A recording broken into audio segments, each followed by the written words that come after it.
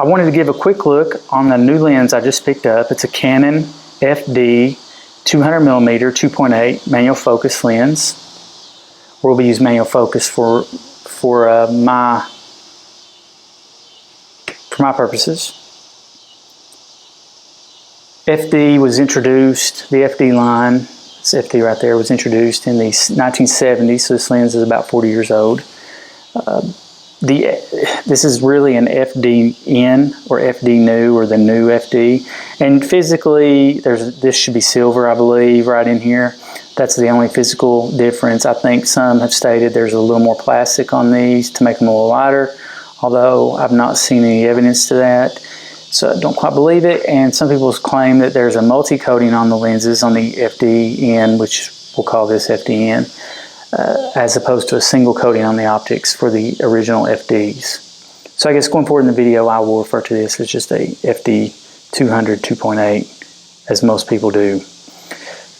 And I wanted to show you how to test the aperture feature real quick so you can make sure you get a lens that works. So this will make your aperture work. You'll see that in a minute. You can see how small it is.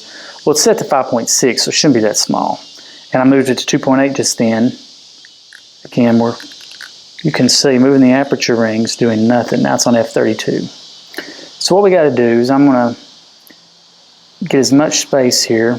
Move the focus knob.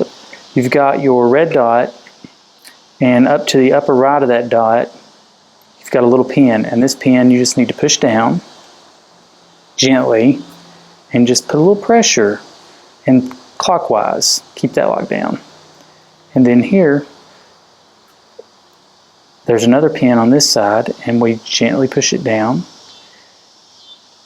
And we're going to try to, and you got to hold this one down.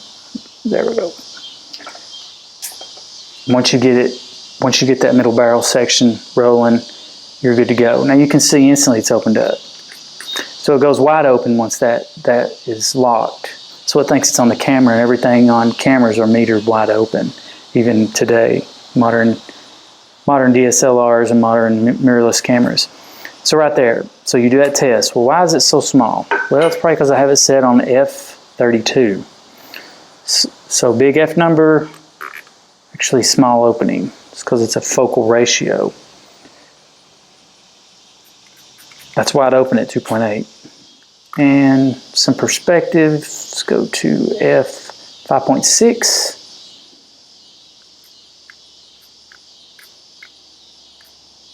There you go.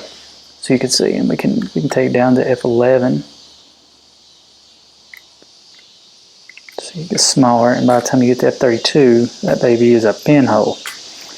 And there you have it, and that's how you tell that your Canon FD Aperture Control is working. So if you find one of these at a yard sale and you want to know if it works, that's how you tell. Now, how do you get it back to the state where it doesn't think it's mounted on the camera?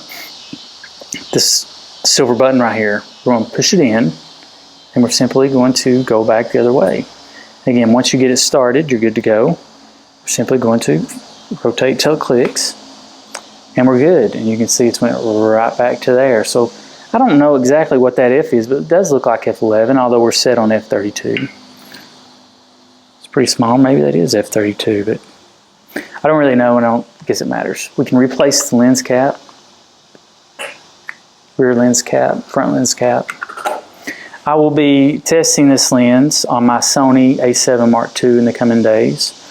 Once I receive my Fotodiox Sony FE to FD adapter, and I absolutely cannot wait to get that in. I'll have a link to the adapter below just in case.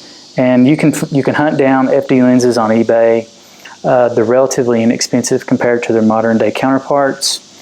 So if you wanted a 50 1.2, you could expect to pay somewhere between $500 and $600 for a mint condition FD lens. You will need to make sure there's no haze, fungus, scratches on the optics, dust, stuff like that.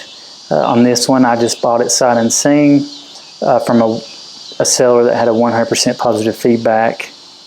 I paid $179 for this lens on eBay, and I consider this a steal for a 200 2.8 FD lens. So look forward to do in the next video, to where I actually adapt it to my Sony and do a review of the lens with some sample shots.